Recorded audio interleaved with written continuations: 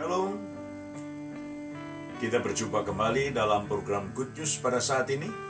Dan saya akan menyampaikan sebuah tema yang berjudul Surat Kristus. Terambil dari 2 Korintus pasal yang ketiga, ayat yang kedua dan ayat yang ketiga. Firman Tuhan berkata demikian. Kamu adalah surat pujian kami yang tertulis dalam hati kami dan yang dikenal dan yang dapat dibaca oleh semua orang. Ayat yang ketiga, karena telah ternyata bahwa kamu adalah surat Kristus yang ditulis oleh pelayanan kami, ditulis bukan dengan tinta, tetapi dengan roh dari Allah yang hidup, bukan pada loh-loh batu, melainkan pada loh-loh daging, yaitu di dalam hati manusia. Karena itu, dalam renungan kita pada saat ini, saya ingin mengajak Bapak Ibu Saudara sekalian untuk menyadari siapa kita ini. Yaitu yang pertama, kita harus menyadari siapa kita ini.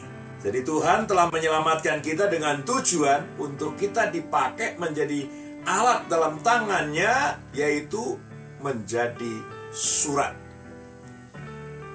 Surat yang dikirim kepada semua orang, dan semua orang akan membaca surat itu.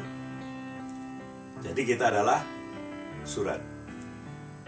Yang kedua, yang harus kita sadari ialah siapa yang menulis surat dan siapa yang kirim surat itu.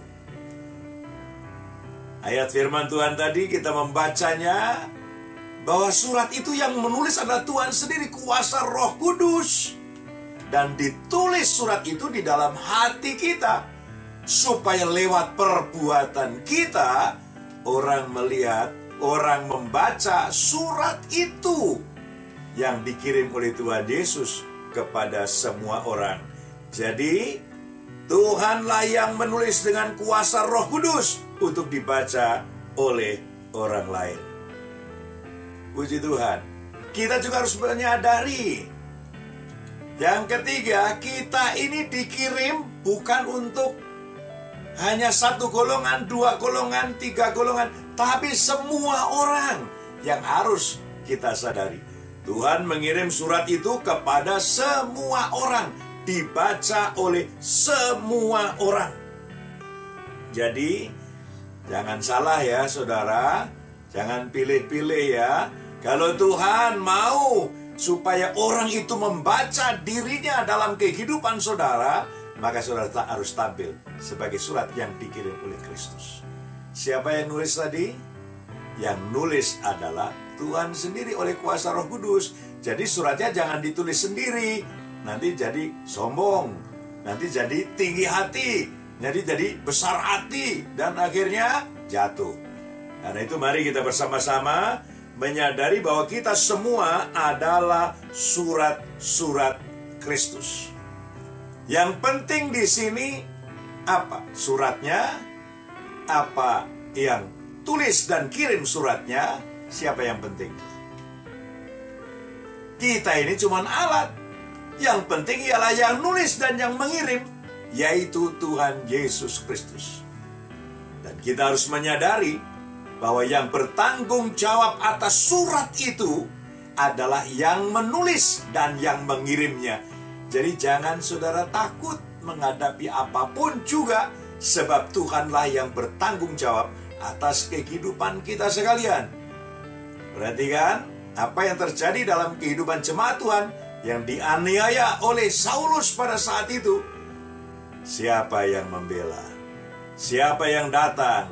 Siapa yang merasa teraniaya? Bukankah Tuhan berkata kepada Saul, Saul, Saul, mengapa engkau menganiaya aku? Saulus tidak pernah menganiaya Tuhan. Tetapi yang dianiaya adalah tubuh Tuhan, anggota tubuh Tuhan, yaitu jemaat Tuhan. Jadi saudara, mari kita jalani kehidupan ini. Jadilah surat Kristus yang dibaca oleh semua orang, dan izinkan Roh Kudus menulis surat itu dalam kehidupan kita. Dan ketahuilah bahwa Allah akan bertanggung jawab atas kehidupan saudara dari saat ini sampai selama-lamanya. Selamat menjalani kehidupan ini.